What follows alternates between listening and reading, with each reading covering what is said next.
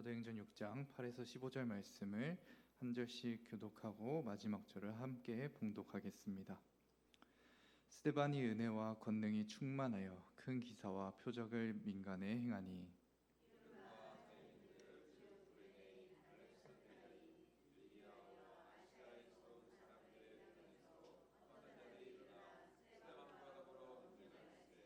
스데반이 지혜와 성령으로 말함을 그들이 능히 당하지 못하며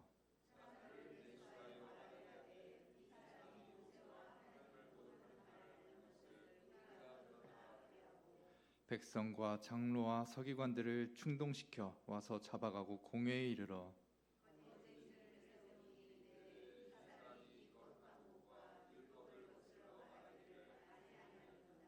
그의 말에 이 나사렛 예수가 이곳을 헐고 또 모세가 우리에게 전하여 준 규례를 고치겠다 함을 우리가 들었노라 하거늘 공회 중에 앉은 사람들이 다 스데반을 주목하여 보니 그 얼굴이 천사의 얼굴과 같더라. 아멘. 하나님의 말씀입니다. 오늘 말씀은 이제 사도행전에서의 이 초대교회의 말씀과 기도가 부응하면서 정말 교회가 더 아름답게 성장하고 있었던 시기였습니다. 그렇게 이제 외부적인 어려움들 또 내부적인 어려움들, 공격들 이런 것들이 있었지만 많이 이제 극복해가고 세워져 가고 있었던 상황이었습니다. 그 과정에서 7 집사들이 세워졌고 그 중에 한 명이 바로 스데반 집사입니다. 스데반 집사는 복음을 전하는 이 정말 성령 충만한 그런 상황이었습니다. 성령 충만해서 복음을 기뻐하고 즐거워하면서 복음을 이제 전하기를 정말 너무나 즐거워하면서 나아갔던 것이죠. 이 초대교회 당시에는 이렇게 사도들만이 아니라 모든 성도들이 복음에 기뻐하면서 즐거워하면서 복음을 전했습니다. 이런 모습들은 우리가 우리 안에서도 볼 수 있는데, 우리도 재미난 영화나 드라마 혹은 여행에서 너무나 좋았던 추억들 혹은 또 별거 아니더라도 나를 행복하게 해주었던 일들이 있었다면 그것을 나의 가족들 또는 나에게 소중한 사람들, 가까운 사람들에게 우리는 전하기를 즐거워합니다. 이 기쁜 마음을 전하는 것이죠. 마찬가지로 스데반과 초대교회 성도들은 이 복음에 대해서 너무나 기뻐하고 즐거워하면서 복음을 막 전했습니다. 그 즐거움이 있었던 것이죠. 그러한 이 성도들과 스데반을 본 사람들이 이제 한편으로는 그 복음을 듣고 교회에 나온 사람들도 있었지만 시기하는 사람들도 많이 있었습니다. 대표적으로 시기하던 사람들은 종교인들이었습니다. 이미 종교 생활을 열심히 하고 있었던 사람들이 대부분 그들을 시기하고 질투했습니다. 그래서 이 스데반을 이제 데리고 회당에서 논쟁을 하게 되는데, 이 논쟁을 하면서 스데반 집사를 이제 어렵게 하려고 이제 논쟁을 이기려고 막 했습니다. 그런데 그 사람들은 스데반을 이길 수가 없었습니다. 왜냐하면 스데반은 성령이 충만했기 때문이에요. 성령이 충만해서 지혜롭게 또 그 논쟁을 이제 다 답하고 이겨낼 수 있었습니다. 성령이 충만했다는 것은 성령 하나님이 그 안에 계셨다라는 것이고, 성령 하나님이 그 논쟁 가운데 함께 하셨다라는 거예요. 어떻게 보면 지금 이 논쟁하는 그 사람들, 이 스데반을 이제 괴롭히려고 하는 그 사람들은 성령 하나님과 논쟁을 벌였던 겁니다. 하나님과 논쟁을 했던 거예요. 그런데 결코 이길 수가 없죠. 하나님을 어떻게 이깁니까? 그렇게 이제 스데반 집사가 그 모든 논쟁에서 이겼는데, 자, 이겼을 때 어떻게 되었을까요? 그들의 마음속에 우리가 논쟁에서 졌다, 스데반 집사가 맞네 하고서 따랐을까요? 아니죠. 그들의 마음속에는 시기심이 오히려 더 불타올랐습니다. 마찬가지로 우리가 전도할 때도 논쟁을 통해서 이겼다고 해서 전도가 되는 경우는 거의 없습니다. 오히려 사랑으로 섬길 때 전도가 되죠. 마찬가지로 스데반 집사가 논쟁에서 이겼지만 그들의 마음은 복음을 받아들이기보다는 오히려 시기심이 더 불타서 스데반을 잡으려고 했죠. 그렇게 이제 이 마음속의 시기심으로 인해서 스데반을 향한 이제 안 좋은 소문을 내기 시작합니다. 그래서 그가 하지 않았던 말들을 만들어내고, 그래서 이 모세와 하나님을 모독했다라고 하면서 그를 잡게 되죠. 그래서 그를 잡아서 공회로 넘어가게 됩니다. 공회에서 이제 재판을 하게 되는 것이죠. 그곳에서도 이제 거짓 증인을 세웁니다. 거짓 증인, 이제 거짓말을 하는 거죠. 근데 지금도 마찬가지로 위증죄는 굉장히 심각한 죄입니다. 근데 당시에는 이 거짓 증언을 한다라는 건 더 심각했습니다. 왜냐하면 지금은 그래도 우리가 과학 수사가 발달이 되고 발전이 되고 해서 이제 다양한 방법으로 이제 범인을 잡는 그런 방법들이 있지만, 당시에는 증인들의 역할이 그 모든 것을 대체했기 때문에 증인의 역할이 굉장히 중요했습니다. 그래서 한 사람의 증언을 가지고 쉽게 재판을 하지 않았습니다. 두 사람 이상 여러 사람의 이야기를 듣고 재판을 했던 것이죠. 그만큼 그 증인의 그 고백이 굉장히 중요했고 그 말은 굉장히 신뢰가 높은 말이어야 했습니다. 그런데 이, 이 스테반을 시기했던 사람들, 그 사람들은 이 거짓 증인을 만들어서 고백하게 하는 것이죠. 그래서 그들은 구계명을 어겼습니다. 거짓 증언하지 말라는 그 구계명을 어기게 되는 것이죠. 그래서 그렇게 구계명을 어기면서 스데반 집사를 잡아넣게 되는 것이죠. 그리고 그 죄의 심각성은 스데반 집사를 사형시키게 하기에 충분했습니다. 그래서 사실은 이들은 구계명만 어긴 것이 아니라 살인하지 말라는 계명도 어긴 것입니다. 직접적으로 그들이 살인한 것은 아니었지만 간접적으로 그가 죽을 수 있도록 만든 그 상황들, 그래서 그들은 구계명과 살인하지 말라는 이 계명을 어김으로써 자신들이 그렇게 종교적으로 열심히 있었지만 오히려 이 종교적으로 문제 있는 행동을 한 것입니다. 왜냐하면 이 죄에 대한 이 복음으로 인하여서 죄에 대한 그 자극, 반응이 그렇게 나타난 것입니다. 이러한 상황에서 이제 이 공회에 모인 사람들이 이렇게 재판이 진행되는 것을 보고 스데반을 보았습니다. 스데반을 딱 보았는데 스데반의 얼굴이 너무나 빛나는 것입니다. 너무나 이 천사 얼굴과 같더라. 너무나 아름다운 모습이었습니다. 어떻게 그가 그런 모습이었을 수 있을까요?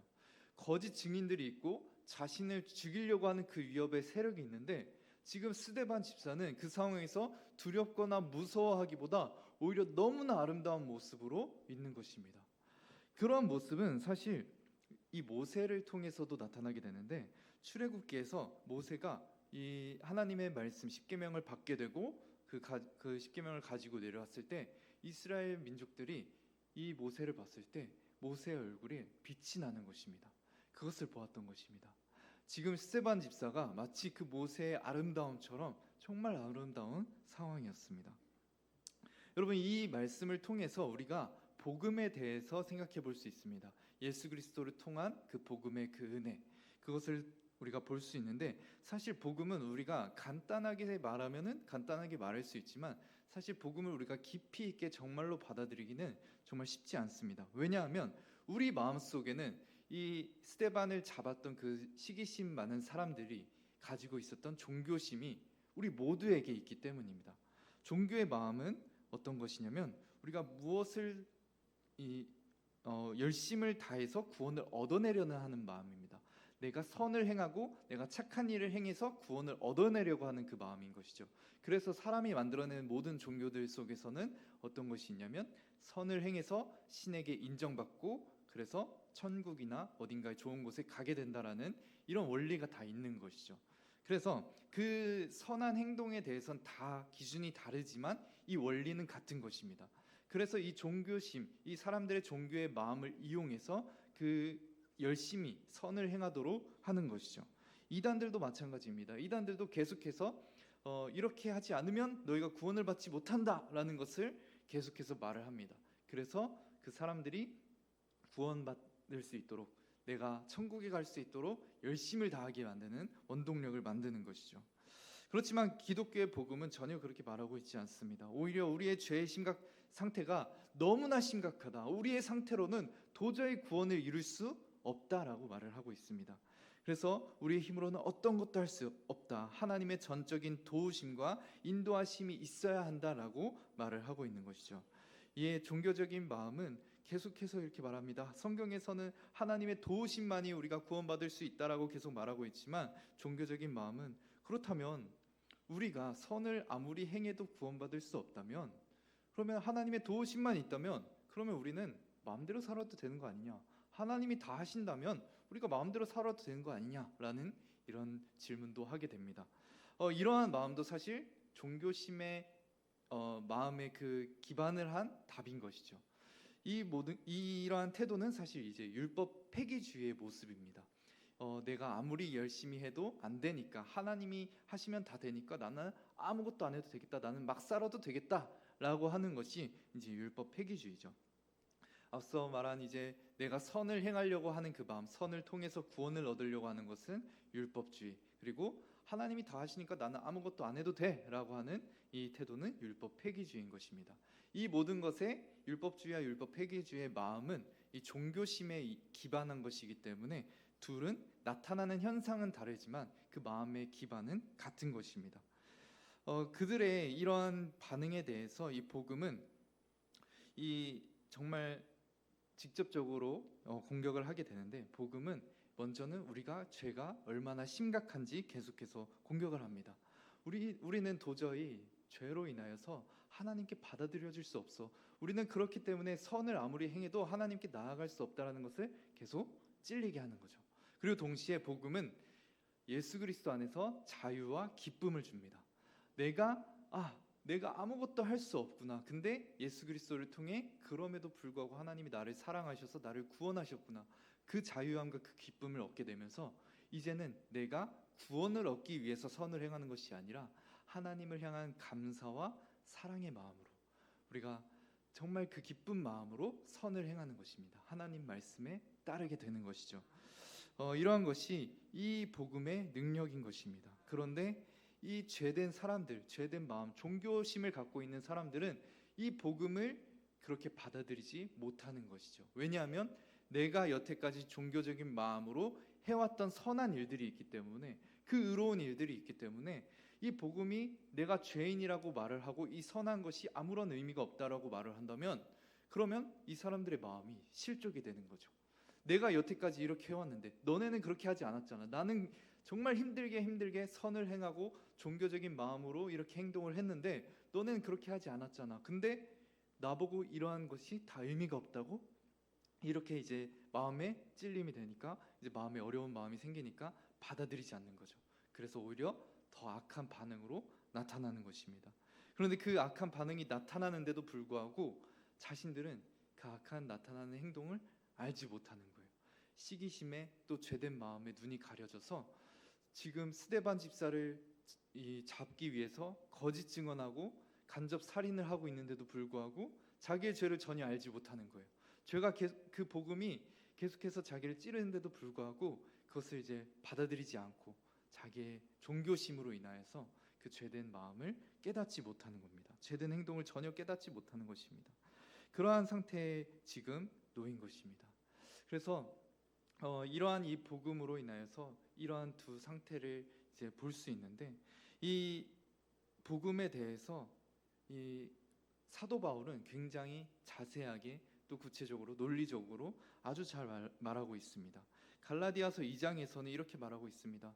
만약에 너희들이 그렇게 선을 행해서 구원을 얻을 수 있다면 예수님의 죽으심이 의미 없는 거 아니냐?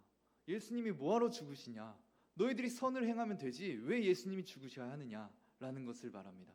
또 동시에 만약에 우리가 예수님을 통해서 구원을 얻고 계속해서 죄에 대해서 마음대로 죄를 짓고 살아도 된다면 예수님이 그러면 너희를 죄를 짓게 만드는 것 아니냐라고 말을 합니다. 그래서 율법주의와 율법 폐기주의 모두 잘못되었다. 우리의 종교심이 잘못되었다라는 것을 지적하고 있는 것입니다.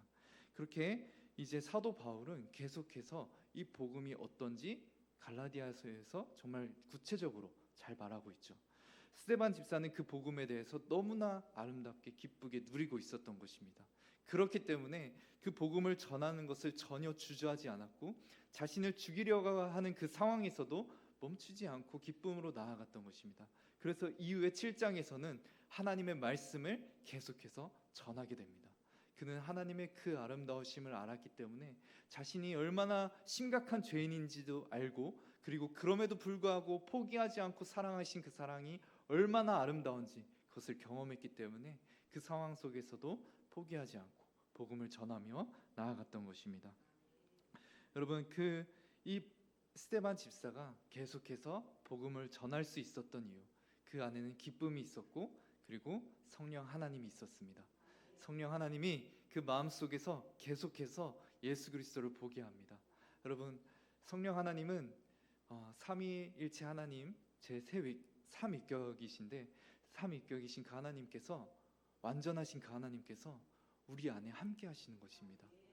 분명히 성경에서는 우리가 죄인이라고 말하고 있는데, 죄와는 하나님께서 조금도 함께 할 수 없다라고 말을 하고 있는데, 성령 하나님께서 우리 안에 함께 하신다고 말씀을 하세요.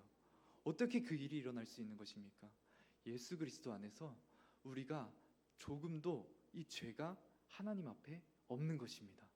예수 그리스도 안에서 우리의 모든 죄, 현재와 과거와 미래의 모든 죄가 예수 그리스도 안에서 다 모든 것이 집행이 되었기 때문에 우리는 이제 하나님 보시기에 죄 없는 의인인 것입니다. 그렇기 때문에 성령 하나님이 우리와 함께 하시는 거예요. 죄가 조금이라도 있다면 성령 하나님이 함께 하실 수 없습니다. 그런데 성령 하나님이 우리와 함께 하신다는 건 우리의 죄를 조금도 하나님이 보시지 않는다는 거예요. 그래서 우리는 그 기쁨으로, 감사함으로, 또 성령 하나님이 도우심으로 계속해서 예수 그리스도를 볼 수 있는 것입니다. 예수 그리스도를 볼 때 우리는 감사와 기쁨이 터져 나오고, 그 안에서 우리는 이 가까운 가족들, 이웃들, 사람들에게 복음을 전할 수 있는 것입니다. 세상은 계속해서 이 복음에 대해서 거부할 것입니다. 종교된 그 마음으로 거부할 것입니다. 종교심은 계속해서 우리를 거부하고 복음을 거부할 것입니다. 그럼에도 불구하고 우리가 주저하지 않고 계속해서 나아갈 수 있는 것은 성령 하나님이 함께 하시고, 우리가 결코 우리 또한 죄인인데도 불구하고 사랑하신 그 하나님의 사랑이 있기 때문에 우리는 계속해서 나아갈 수 있는 것입니다. 여러분, 성령 하나님을 의지했으면 좋겠습니다. 그 성령 하나님을 의지할 때 예수 그리스도의 그 영광, 그 아름다움을 계속해서 누리게 될 줄 믿습니다. 하나님은 무한하신 분입니다. 그리고 하나님의 사랑 또한 무한합니다. 그렇기 때문에 이 무한하신 사랑을 우리는 날마다 더 크게 누릴 수 있는 것입니다. 그래서 우리는 날마다 그 사랑이 점점 더 커질 수 있는 것이고, 그 기쁨이 커질 수 있는 것입니다. 그 기쁨으로 우리는 이 복음을 전하며 하나님의 사랑을 나타내며 증거하며 나아갈 수 있는 것입니다. 여러분들이 그렇게 나아갈 때 세상 사람들이 볼 때 이 복음에 대해서 뭔가 이 종교심은 받아들이려고 하지 않을 테지만, 여러분들의 얼굴을 볼 때 예수 그리스도의 그 얼굴, 예수 그리스도를 향한 그 감사와 기쁨의 마음이 우리 얼굴에서 나타나게 될 때 천사의 얼굴이 있는 것을 보게 될 것입니다. 그래서 그 말에서는, 복음의 말에서는 당장의 반응이 없을지라도 저분이 믿는 하나님은 누구지? 저분이 믿는 예수님은 도대체 누구지? 어떻길래 저렇게 아름다운 얼굴을 가질 수 있지? 라는 것을 느끼게 될 것입니다. 제가 이 자리에서 설교를 할 때마다 느끼는 것은 정말 여러분들의 얼굴이 밝다는 것입니다. 아름답다는 것입니다. 여러분들이 이 마음으로, 정말 이 얼굴로 정말 복음을 전하며 나아갔으면 좋겠습니다. 그때 정말 하나님의 사랑이 여러분들을 통해서 가정과 또 우리 이웃들에게 계속해서 전해지게 될 것을 믿습니다. 여러분들, 우리가 이 시간 그 마음을 가지고 함께 우리 하나님을 찬양하며 주님을 높이며 나아가길 소망합니다. 이 시간 내가 주인 삼은 모든 것 내려놓고